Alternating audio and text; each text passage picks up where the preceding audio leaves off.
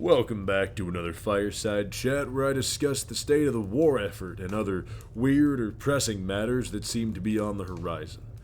As always, if you've got any questions or concerns, feel free to ask, as it may end up being in the next address. I'm currently prepping a video on how to handle every kind of automaton, but as of right now, it's been 48 hours and I haven't found a single factory strider in Helldive. So today, we're covering some guns, some gripes, and a looming threat that I still don't entirely understand or have any proof for.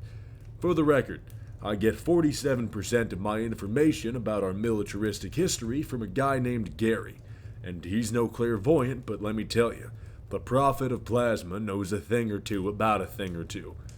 Anything else is a conclusion that I come to at the expense of the enemy via my trusty tool, the Confession Rock. Without further ado, let's kick off. First order of business. How's the war looking? Well, Terminids have been uncharacteristically unproblematic as of late. Now, this may simply be the case of our expertly trained soldiers extinguishing the will of an inferior, unorganized foe. However, despite how moronic and unlikely they are to come close to anything resembling strategy, what they lack in intelligence, they more than make up for in resilience. I have never been a very trusting man, and it has lended itself to a level of unrivaled vigilance that some naive doubters may refer to as paranoia. I prefer to call it intuition. Look, these filthy, disease-ridden bugs are unorganized. They don't play by our rules. I have deep concerns. It may have been going so well on their front that a level of complacency has developed amongst our scientists and investigators who are to quell these deep-rooted hives. Stay on your toes, ladies and gentlemen, and always be watching over one another. Although clankers may have laid all their cards on the table, these overgrown roaches have yet to play their hand. That brings us to our second order of business. Since last we spoke, I warned of the Automaton striking back. Lo and behold, that's exactly what they did.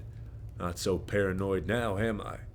I warned against our comfortability to no avail. I will not rub the suffering of my fellow man in the face of a democracy officer. I would simply wish that they could put aside their arrogance and listen to their subordinates next time. A lot of good lives were lost in the sieges of the Valdis, Andromeda, Lacali, and Hydra sectors carried out by those demonic circuit lovers. Although we mustn't turn a blind eye towards the Terminid threat, we must maintain the pressure and foothold we have within these sectors so that we may establish fortifications and begin to engage them offensively. The future Terminid threat as of right now is not concrete like the one we face against the automatons. If we lose our foothold here, there is no telling how disastrous the consequences will be. I would like to take this time to make a confession to all of you.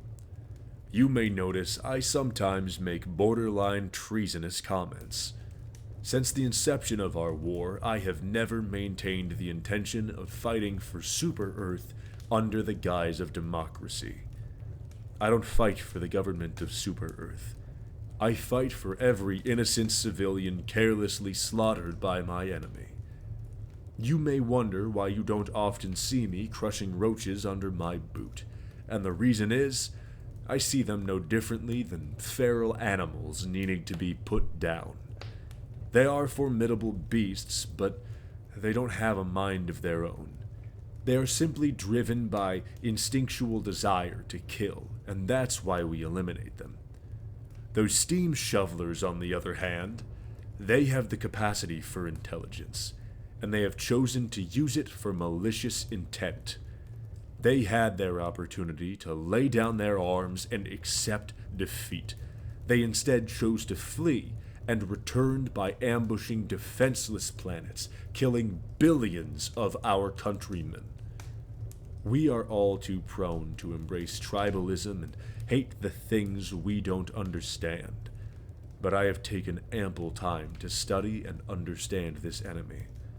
It has only served to fortify my inextinguishable rage towards them. I don't fight for my government.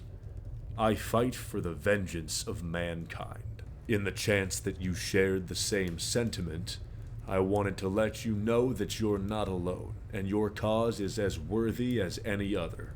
Speaking of fighting, we now have our third order of business. Our new war bond has had an overwhelmingly pleasant reaction from the field agents of Super Earth. I would like to personally take this moment aside to thank the scientists for their good work, while also addressing minor concerns regarding some firearms. The adjudicator, despite being far and above the best looking and best titled rifle around, performs tepidly more often than not. I don't consider myself a ballistic expert by any means, but perhaps we increase the caliber of projectile, even at the risk of lessened magazine space. After extensive field testing, it simply needs a bit more punch to keep up with, well, anything really. Your thermite grenade, admirable as the effort may have been, seems to have fallen short of its intended goal as well. Maybe we can spend some more time examining just how quickly the thermite eats through metal so that it may achieve its intended utility. Well done on the eruptor. There's been many a letter of commendation written, but I do have to mention, the other explosive counterpart, our crossbow, doesn't feel all there.